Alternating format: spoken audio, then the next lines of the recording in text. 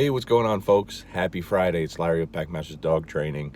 Let's talk about when to start adding distractions when you're conditioning your dog to the e-collar, okay? I got a call yesterday from a good buddy of mine, another professional dog trainer, excellent trainer, and just a really good dude. And he was just feeling a little frustrated with the dog. Basically, the dog was doing really, really well through all the training, with all the e-collar training. And this trainer, he's a very, very fair dog, very, very fair trainer to the dog. You know, he truly cares about what he's doing.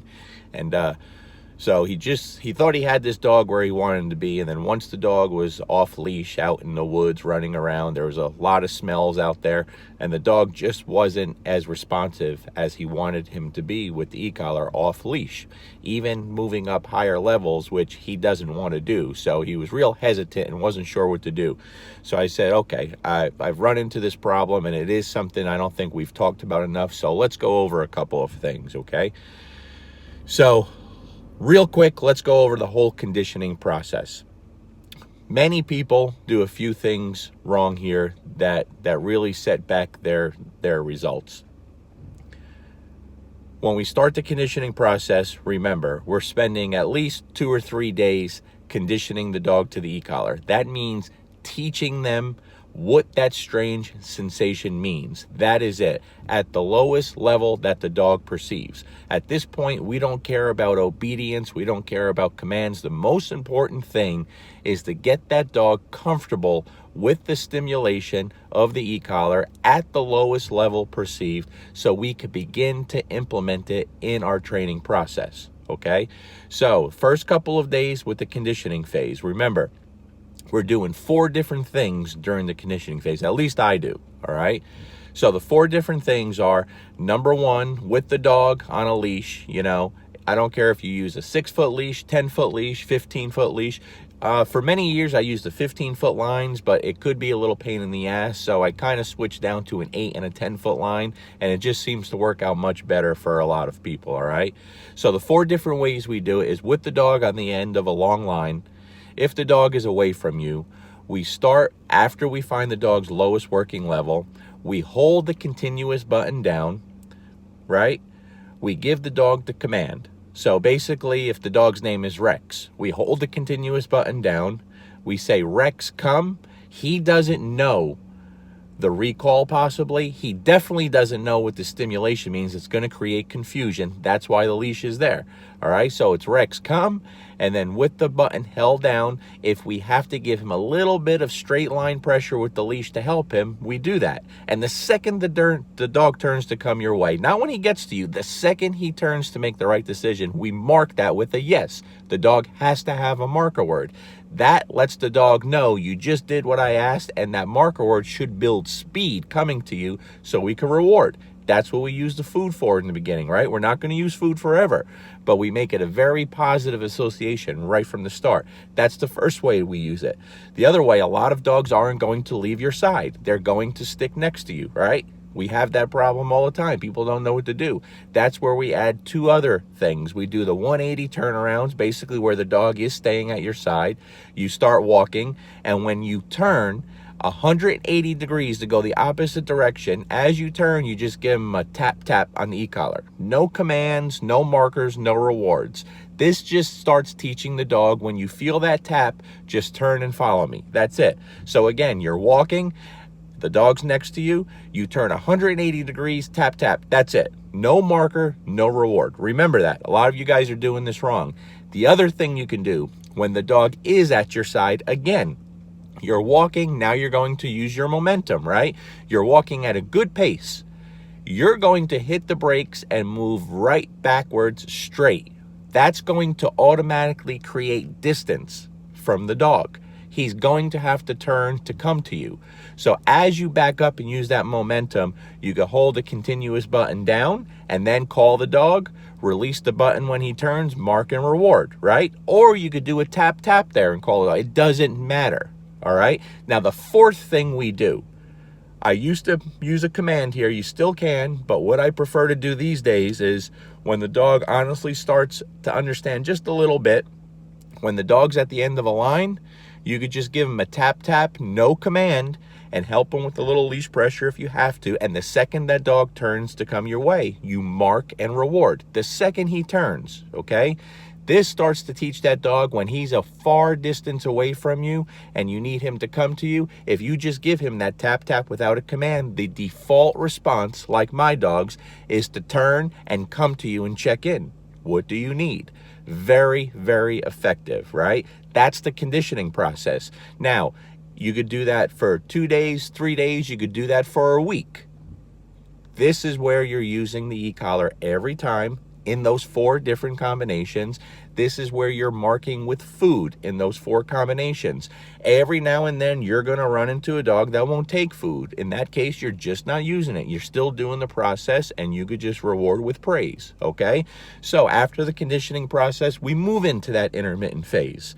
This is where you start using the 4 different combinations where you're not using the e-collar every time and you're not rewarding every time. I'm not going to spend too much time here. We have videos step by step taking you through this process, but this is where a lot of people fail.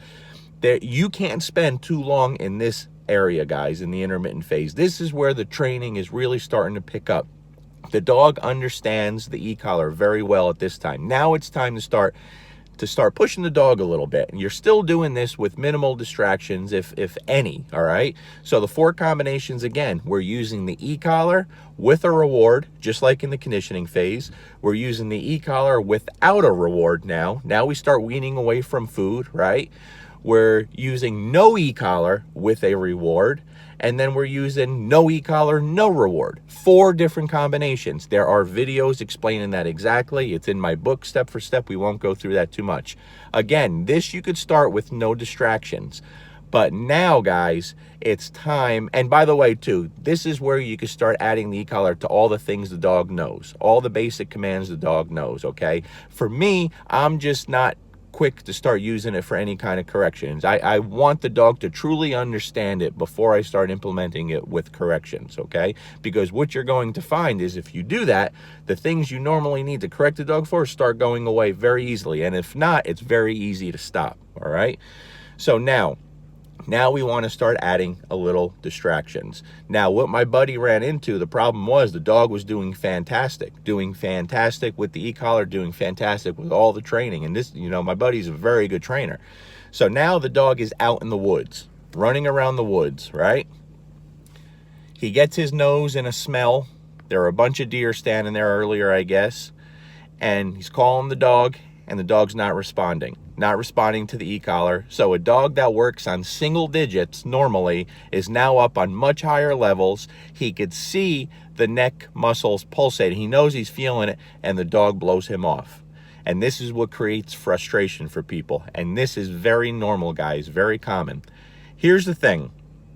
For most dogs, if not all, the smell is the biggest distraction there is, by far. Okay? What do I mean by that? If I take my dogs out here, let's use Luca for example. If I take Luca out here, no tools on, no collars, no leashes, no nothing, and I see a rabbit, and I've done this on video for you guys before, and I release Luca and tell him, go get it, okay? That rabbit goes, Luca chases that rabbit. If I yell, Luca, leave it, he will stop on a dime and come back to me every single time. I don't have to even think twice about it.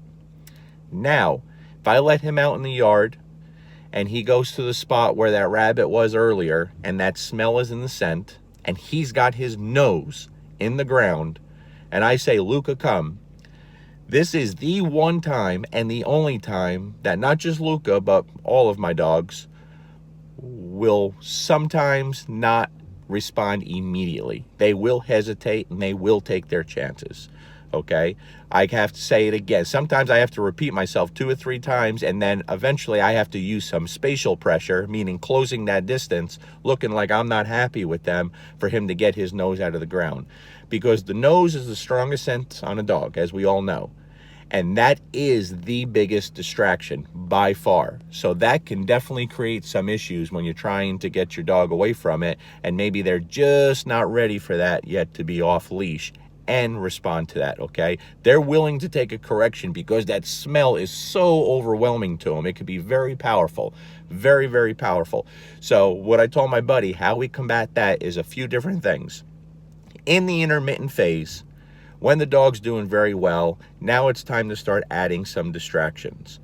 Don't go right from having the dog on a long line and going from no distractions to having an off leash in the woods where there are a ton of smells. It could be very difficult. So now you want to start going out to some new places with new distractions, real distractions. So let's say if you go to a park, okay, you want to create enough distance where there's distractions, but now you start practicing all the things you've done up until this point with the dog on a leash, and you practice calling the dog away from all these distractions. You practice all the obedience the dog knows around these distractions. You allow the dog, you release the dog, free dog, whatever you use, the dog's on a long line. Now the dog's nose is in the grass in a park. There's a lot of smells. Now you practice calling him away from the scent. And if there's hesitation, if you have to go back to using the leash with the e-collar to show the dog, no, you still have to respond. That's what you do, okay? Now, let's say the dog isn't responsive and you wind up going to higher levels on the e-collar. And you get that dog's attention. He turns and comes to you. You guys can still reward that, guys. Reward it. If the dog's having a hard time focusing on you and responding to your commands because the smell is so overwhelming, and if you have to get on that dog and put a lot of pressure on the dog, you could still reward that. Nothing wrong with that, okay? Now, getting back to the area where we were in the woods, off leash, you could also practice that, but have the dog on a long line. So you go allow the dog to get out, release him, and stick his nose in the ground and smell where those deer were, or a coyote or a fox, and he could become obsessed with that scent, and you could just practice calling him away from that with the use of a long line. And when he comes away from it, you could still mark and reward.